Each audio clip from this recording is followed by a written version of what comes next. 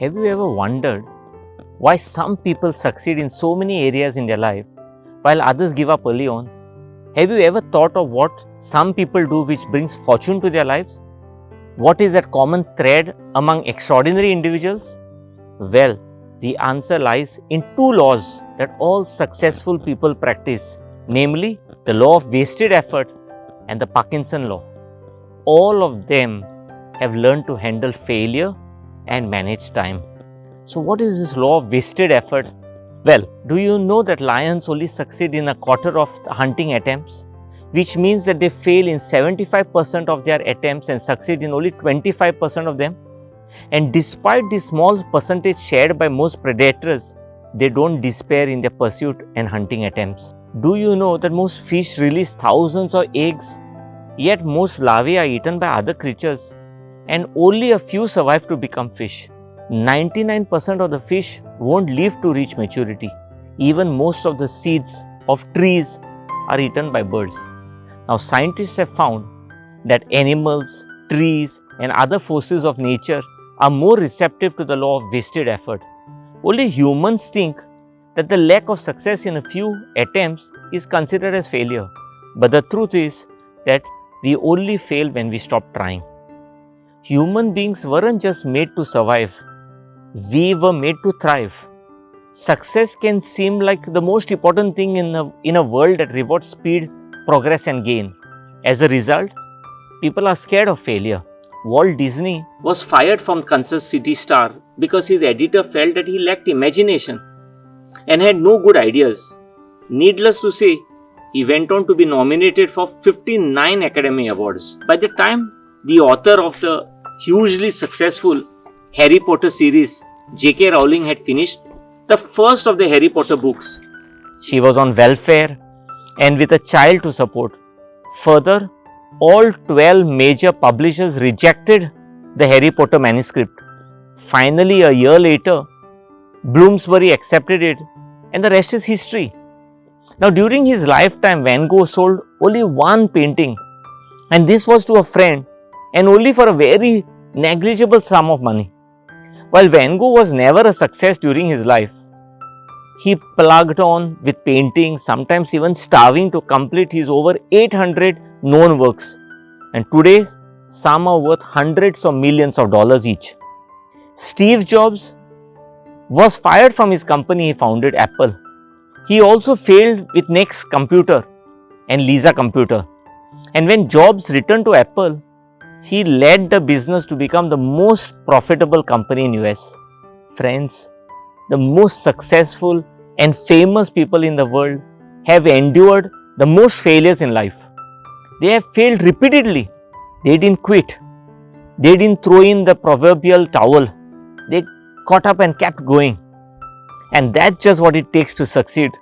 Remember, your dream does not have an expiry date. As in the words of Winston Churchill, success is not final and failure is not fatal. It's the courage to continue that counts. We all know that failure is nothing to be ashamed of. It's an inevitable part of life and even a necessary step towards success and innovation. Yet, we all fear failure. At some point or another, almost all of us have experienced nagging self-doubt. We made negative comparisons between ourselves and those around us, or felt like we are not talented, smart, or disciplined enough to reach our goals. Research has shown a connection between the fear of failure and procrastination. Fortunately, you can rein in both your fear of failure and procrastination using what is known as the second law, what is called as the Parkinson law. Now, Cyril Northcote Parkinson was a British naval historian who first introduced the Parkinson law in an article written on The Economist in 1955. He then went on to write a book titled The Parkinson Law, The Pursuit of Progress. His story in the essay involves a woman whose sole task for the day was to send a postcard. Because she had the entire day to complete her task, she spent an hour finding the card, half an hour searching for her glasses, 90 minutes writing the card, and so forth until the entire day was over. Now, but what fewer people know is that Parkinson's original intent was not to take aim at the old lady's letter writing skill, but a different kind of inefficiency, the bureaucratization of the British civil services. Now, his story was meant to explain how work expands to fill in the time allotted. Parkinson's law of time states that work expands to fill the time available for its completion. Now, while Parkinson's example may sound extreme, we are all experience this at a smaller scale, whether it's a creative project, an assignment due for a school, or a task for your 9 to 5 job. How long it will take you to do it depends on how much time you have. A common example is a student who procrastinates for 3 long months and then crams everything in 2 days and 2 nights before the exam. Workplace meetings can also be a good example of the Parkinson law. Sometimes people ramble, exceeding the time allotted with no structure or agenda in sight. In the end, you leave the meeting without a clear idea of what's been said in the last 2 hours. Now, studies suggest when we are given a task, we think of how much time is available to complete the task instead of how much time we actually need. This mindset results in wasted time and inefficient workflow. This is often why we as humans feel the need to take all the time we are given to complete a task, even if it doesn't require that much time. Now, knowing that we have a set amount of time to do something often inspires to leave work to the very last minute, and our delays in getting started means the time required for that task goes on expanding. The more time you have to work on a project, the more time it will take you to do it, and you will procrastinate. Understanding the Parkinson's law is only half the battle.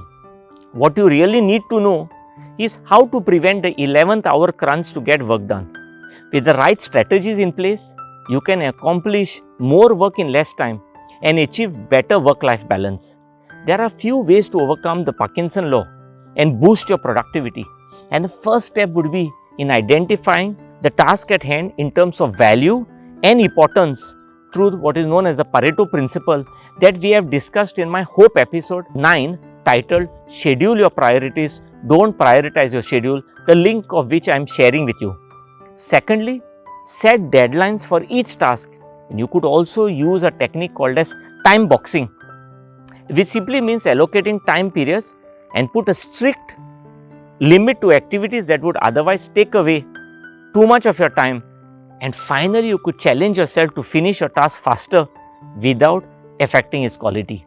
Friends, understanding the law of wasted effort and overcoming the Parkinson law is essential if you want to take control of your time and increase the amount of work you are able to complete.